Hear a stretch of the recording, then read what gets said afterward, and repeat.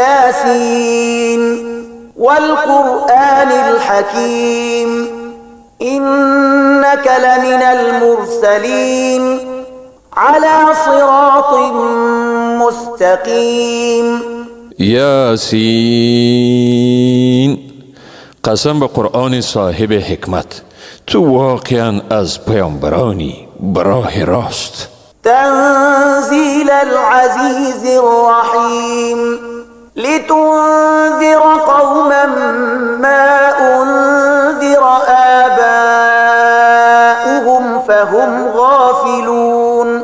این کتاب فرو فرستاده صاحب قدرت منی و مهربان است تا قومی را بیم دهی که پدران ایشان بیم داده نشده اند، پس ایشان غافل مانده اند. لقد حق القول على أكثرهم فهم لا يؤمنون.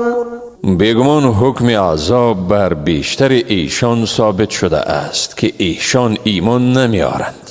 إنا جعلنا في أعناقهم أغلالا فهي إلى الأذقان فهم مقمحون. ما به گردنشان طوق انداختیم که تا زنخشان رسید و از این رو سرشان شخ مانده که به دور و بر خود دیده نمی توانند.